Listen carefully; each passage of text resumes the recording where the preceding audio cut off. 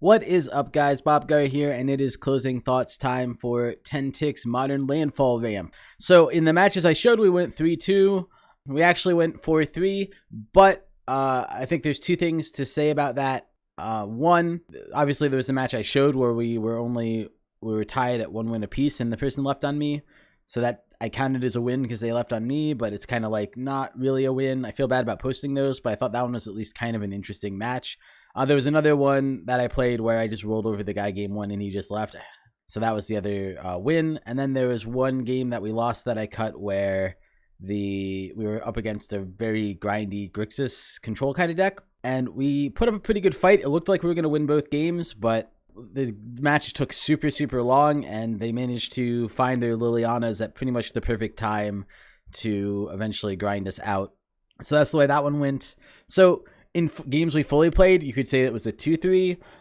That's probably more accurately where the deck is in terms of if you're going to bring it to a Friday Night Magic or something. I think it'll take a match or two off people, but I don't think it will be good. But it has enough powerful cards that if they stumble a little bit like Tron did against us, we will come up with a win. We're not super fast, but what we do is powerful. So as long as they're not doing something combo-y that just totally goes over the top of us, we usually can win the long game. It's just a matter of getting to that long game. So that's kind of my thoughts about it. I put 4-3 there. Maybe not 100% fair. I think 3-3 is probably what it was closest to given our total wins versus total losses in terms of games. But we were playing in the it was tournament practice, but we weren't playing through a league or anything like that, or in the 2-player queue even. Although the 2-player queue, from what I've seen, mostly just has actually more janky decks than I usually see in tournament practice. But that's beside the point. But I guess that way people would stick around at least. But yeah, I thought the deck was a lot of fun to play. It had a problem where it was too slow. I think that was the biggest problem. Is it did powerful things, but it was too slow. And as much as people love Fatal Push and feel like it helped Modern, I'm actually a little bit on the opposite end where I think Fatal Push really keeps down mid-range decks that want to do things on turn 4, because it's too easy to interact with those decks now. It's very hard to stick a 4-4. It used to be the only answer to a 4-4 was like Path. Like you can't Lightning Bolt Mina and Den. Or to be running like a true control deck where you have Terminates and stuff like that. But now it's just like everybody can just run a Fatal Push, play it for 1 mana, and it kind of very much depresses your ability to play a non-fast deck, in my opinion. Which, in my opinion, here's the format. I like being able to play 4 and 5 drops and not feel terrible. I guess 5 drops you can still play. The problem is a deck that wants to play 5 drops probably also wants to play 4 drops, and the 4 drops are just so bad that you're not going to live to play your 5 drops. Anyway, so that's all beside the point. That's just me rambling about Modern. Let's look at the winners and losers in this deck. The cards that I thought did really well, and the cards that I thought were a little bit lackluster. So I think this tells you a little bit about not only the deck, but a little bit about Modern and what I was just talking about. The winners were Dungrove Elder. I liked some of the other cards. There were a bunch of other things that were close to getting a check, but Dungrove Elder, just every time I put it down, it pretty much felt good. I don't think there were many times I put it down and I was like, oh god, this card's going to be so bad in this matchup. It's kind of our version of a Tarmogoyf. Obviously, it's 1 more mana, but we can get it up to being 4 or 5 power and toughness pretty quick. And it's very hard to remove, so it does a lot of work in the deck. It's pretty hard for quite a few decks in the format to deal with. So that's why I put that there. Tireless Tracker also just felt good pretty much all the time. It just got us extra draws. The deck can run out of steam a little bit if they just have answers to the one top-end threat you drew, like maybe Belos or Omnath or Dragon Master Outcast. Then you kind of end up in this state where you can't do a lot other than maybe beat in with the Dungrove Elder. And Tireless Tracker helps us get unstuck from that. I think I would run 1 more of that if I could. The last one I gave a check to is Lightning Bolt. I don't think that's surprising. Lightning Bolt is one of the best cards ever printed, and this deck just desperately needed interaction. It didn't feel good in every single matchup, but almost every matchup we drew it, we needed a Lightning Bolt, you know? And I feel like you could go over in terms of how much interaction you run in this deck, but I feel like 4 Lightning Bolts are definitely super good. You need some kind of interaction, and that's the best one that we're going to get. All right, so those are the checks. Let's talk about the ones that in my opinion, didn't do so well. Some of these I have reasons behind, and some of them I'm just kind of like, I don't know, it just didn't happen, right? So Ramonap Excavator, this one, a lot of times it felt like we were just chump blocking with it. We did get some extra lands with it, which was nice, but it didn't feel like it happened a lot. The ability to play lands from our graveyard and then trigger lots of landfall, it did help, but it just wasn't game changing. So I was expecting to be more happier with it, basically, and I just wasn't. It's possible that the package of both Mana Map and Mina and Den were a little ambitious, especially because we only really run those. I guess we run 7 landfall cards because the 2 tireless trackers are also landfall, but tireless tracker, Rampaging Bailoff, and Omnath are really the only ones. And the Omnath and Rampaging Bailoff take so long to get down that both Mina and Den and Mana Map Excavator, I guess they speed up the deck a little bit, but they really feel like they didn't do all they were supposed to do in terms of generating us triggers, because there weren't enough things to generate us triggers. I mean, they might actually be even better in some kind of turbo landfall deck, which could be interesting to explore too. I thought about doing one of those, but I do a lot of aggro decks on the channel. I wanted to do something rampy, and I wanted to do something that was rampy in a different way, so I don't feel bad about running it, but both of those were hit or miss. Mina and Den didn't get next just because there were a lot of games, and this is just true in Modern in general. But putting out a 4/4 was pretty powerful. Mina and Den definitely showed why Fatal Push is such a powerful card, because they used it to remove them a lot, but still, I don't think they deserved next. They did enough work. Next decks was Rampaging Bailoffs. I don't know if it's actually worse than Omnath, but Omnath won us a couple of games, and I don't think Rampaging Bailoffs in the games we played actually did very much.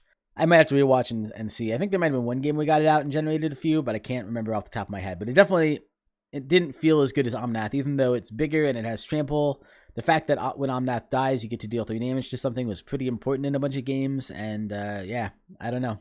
For whatever reason, I feel like the Rampaging Bailoffs didn't do quite as well. And then finally, Cultivate. I don't even know how much we cast this, but it was just a little slow and clunky in the deck, so that's why I gave that one an X.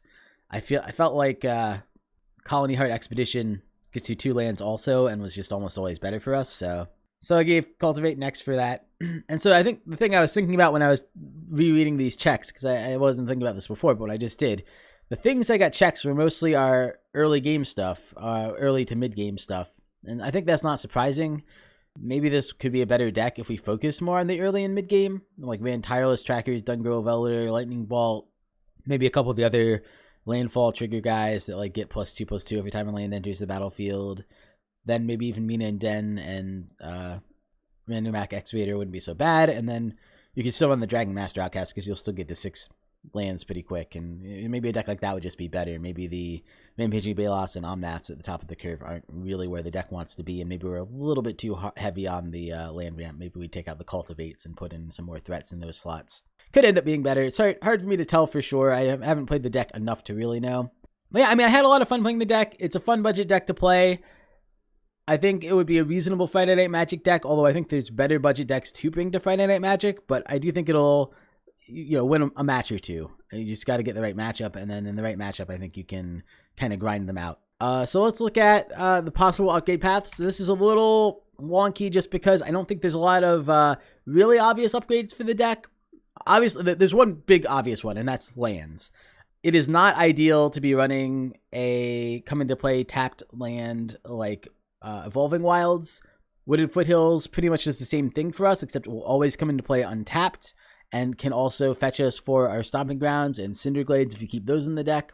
So I think Wooded Foothills is a good way to go there. Primeval Titan would be great. You could even try to, I mean, obviously, as we saw, the Valakut package kind of decks are better than ours and do also land type things. So you could push towards more of a Valakut type deck. But even without that, Primeval Titan could fetch us some things like Kessig Wolf Run, or if we're willing to splash white, even just 1 or 2 white lands, we could get Gavany Township and start playing counters onto guys. I think those could be good 1 of lands in the deck. I think I'd go up 1 Tireless Tracker, probably 3 count on them. I don't think I'd go up more than that, but Tireless Tracker just felt so good in all of our matchups that I think that might be worth it. And then splashing white, like I just said, for Gavany Township, I think could be good, and also obviously gives you things like Path to Exile. It gives you some amazing sideboard cards like Stony Silence. I had originally had this as a 3-color deck, even in budget, and the lands worked out pretty well. The only reason I was going it was for a Maria Angel, and Maria Angel just didn't end up feeling good enough to me.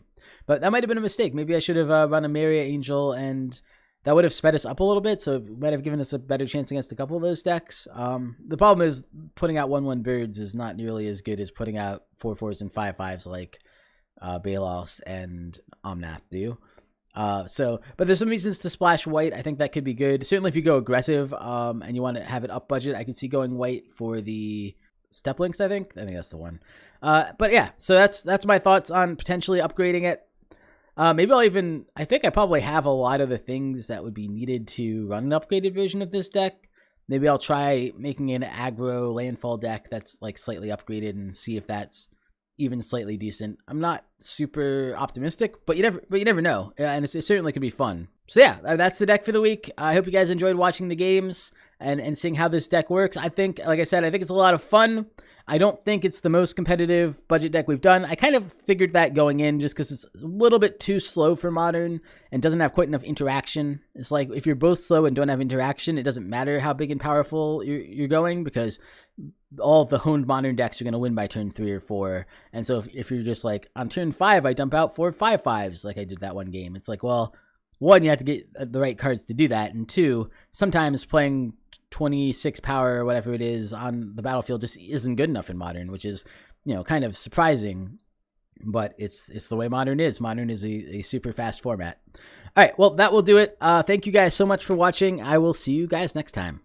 Hey guys, Bob Gar here. I just really wanted to quickly say, if you enjoyed the video, please give it a like. If you enjoy my content in general and would like to see more of it, subscribe. I'll be coming out with more content in the future. And please leave me comments and let me know what I'm doing right, what I'm doing wrong, both in terms of production and in terms of my play and my deck building and all that. Thank you guys so much for watching. I really appreciate it, and I will see you guys next time.